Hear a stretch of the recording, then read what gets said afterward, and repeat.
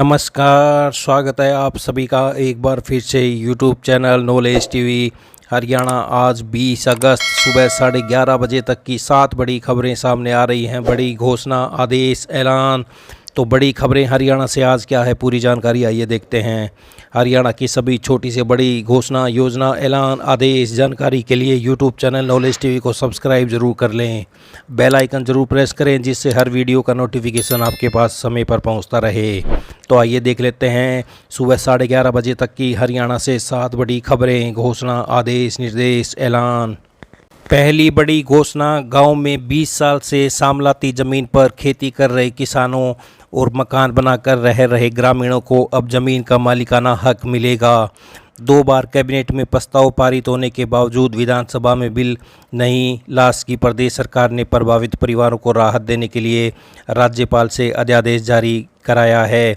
हालांकि ज़मीन पर मालिकाना हक के लिए किसानों और ग्रामीणों को बाजार मूल्य के आधार पर ज़मीन की कीमत देनी होगी। लोकसभा चुनाव से ठीक पहले तत्कालीन मुख्यमंत्री मनोहर लाल की अध्यक्षता में 5 मार्च को हुई कैबिनेट बैठक में सामलात भूमि को 20 साल से पहले पट्टे पर लेने वाले किसानों को मालिकाना हक देने के लिए निर्णय लिया था। हालांकि इसके बाद आचार संहिता लग गई और कानून में बदलाव नहीं किया जा सका। इसके बाद 12 जुलाई को मुख्यमंत्री नायब सिंह सैनी की अध्यक्षता में हुई बैठक में पंचायती ज़मीन पर 31 मार्च 2004 से पहले तक अधिकतम 500 वर्ग तक का घर बना चुके परिवारों के निर्माण वैध करने की मंजूरी दी गई। इसके अलावा खेती के लिए 20 साल के लिए पट्टे पर दी गई सामलात देय जमीन को सामलात देय के दायरे से बाहर रखने का निर्णय लिया गया, जिससे हजारों किसानों को जमीन पर मालिकाना हक मिल सके। पट्टे पर दी गई जमीन को किसान के पक्ष में करने के लिए हरियाणा ग्राम साझी भूमि विनियम अधिनियम 1961 में संशोधन को मंजूरी दी गई। चूँकि विधानसभा का मानसून सत्र नहीं है, इसलिए सरकार अध्यादेश लाई है। मूल पट्टेदार, हस्तांतरित व्यक्ति या उनके कानूनी उत्तराधिकारी को स्वामित्व अधिकारों के हस्तांतरण के लिए संबंधित ग्राम पंचायत को एक राशि का भुगतान करना होगा।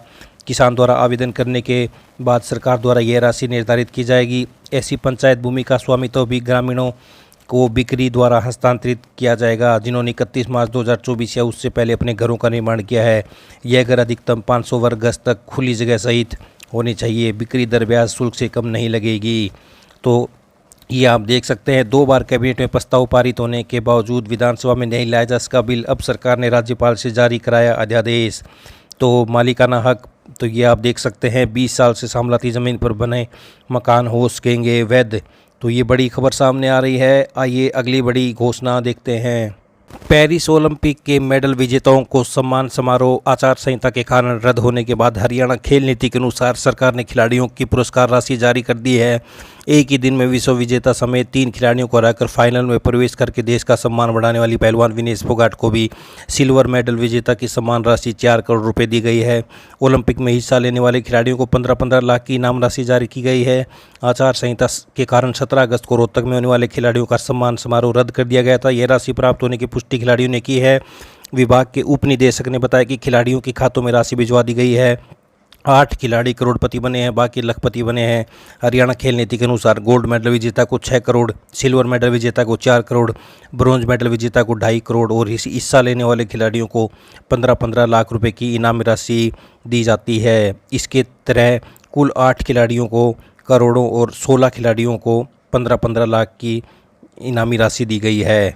तो ये आप देख सकते हैं, मनु भाकर निशानेबाज 5 करोड़, 2 कांस्य जीते। नीरज चोपड़ा भाला फेंक 4 करोड़, रजत जीता। सरबजोत निशानेबाज 2.5 करोड़ कांस्य।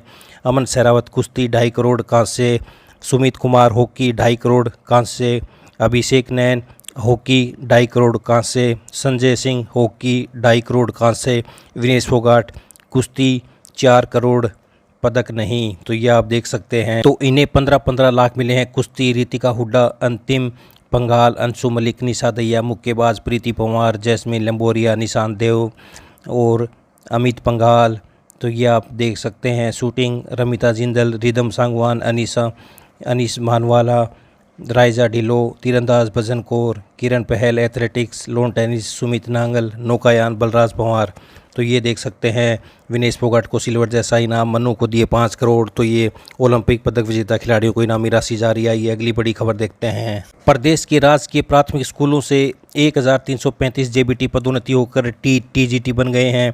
इन जेबीटी में हिंदी में 617, गृह विज्ञान 8, गणित 202, पंजाबी 81, संस्कृत 420 और विज्ञान में 7 शिक्षक टीजीटी के पद पर पदोन्नत हुए हैं। शिक्षा विभाग की ओर से इन शिक्षकों से स्टेशन भरवा लिए गए हैं।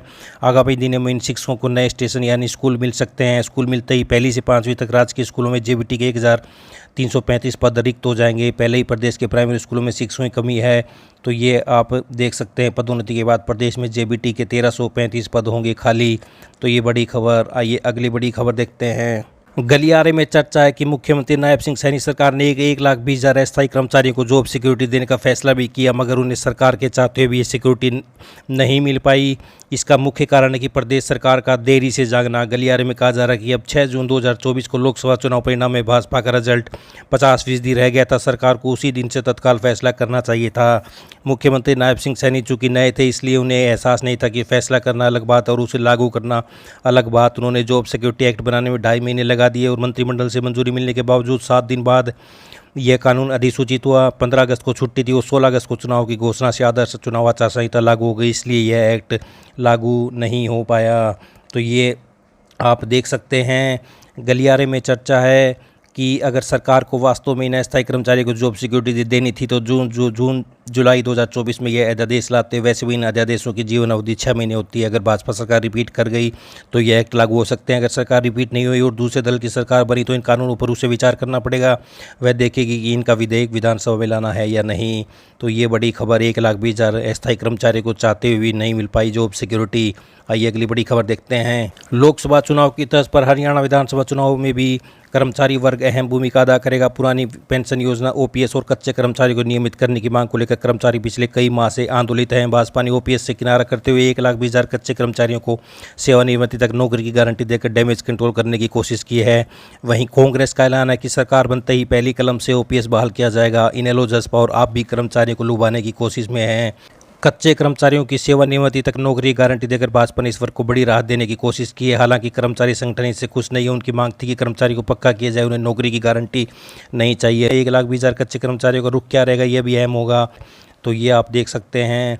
हरियाणा में कर्मचारी बढ़ाएंगे सियासी गर्मी। विधानसभा चुनाव में ओपीएस और नियमित नौकरियां बड़ा मुद्दा होंगी। आइए अगली बड़ी खबर देखते हैं। नवोदय स्कूल में दाखिले के लिए 16 तक करें ऑनलाइन आवेदन। शिक्षा मंत्रालय भारत सरकार के अधीनस्थ जवाहर नवोदय विद्यालय में 6ठी कक्षा में दाखिले को लेकर प्रक्रिया शुरू हो गई है। 16 सितंबर तक वेबसाइट पर आवेदन कर सकेंगे, जबकि चयन परीक्षा 18 जनवरी 2025 को होगी। प्रवेश परीक्षा के संयोजक ने बताया कि सत्र 2025-26 में आवेदन को लेकर ये ऑनलाइन आवेदन आमंत्रित किए गए हैं। उन्होंने बताया कि बच्चे का जन्म 1 मई 2013 से 31 जुलाई 2015 के बीच होना चाहिए। तो नवोदय स्कूल में दाखिले के लिए 16 तक करें आवेदन। तो ये बड़ी खबर, 16 सितंबर तक आवेदन। आइए अगली बड़ी खबर देखते हैं। सरकारी अस्पतालों में तैनात HCMS Haryana civil medical services डॉक्टरों की 2 और मांगों को हरियाणा सरकार ने मान लिया है। स्वास्थ्य विभाग में अब डॉक्टरों के 2 cadre PHHM public health and hospital management cadre और स्पेशलिस्ट होंगे। स्पेशलिस्ट कैडर के डॉक्टरों को वह वेतनमान नियुक्ति के समय से ही दे दिया जाएगा जो MBBS डॉक्टरों की सेवा के 5 साल बाद मिलता है। इसी प्रकार 5, 10 और 15 साल बाद वेतन में होने वाली बढ़ोतरी 5 साल एडवांस में मिलती रहेगी। इसके अलावा ड्यूटी के बाद ऑन कॉल अस्पताल में जाने पर डॉक्टरों को दौरे के हिसाब से यात्रा भत्ता दिया जाएगा।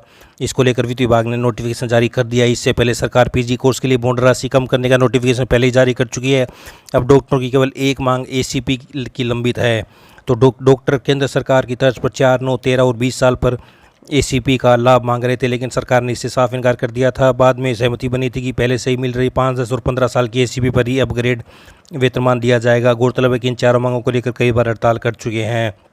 तो इतना मिलेगा यात्रा भत्ता। 1 महीने में 5 बार आने पर कुछ नहीं मिलेगा, लेकिन अगर 20 बार बुलाया जाता है और डॉक्टर कार से आते हैं तो प्रति माह 7,150 रुपये दिए जाएंगे। इसी प्रकार 20 बार बुलाने पर बाइक से आने पर 2,350 रुपये और बिना कार और बाइक की ड्यूटी आने पर 1,950 रुपये दिया जाएगा।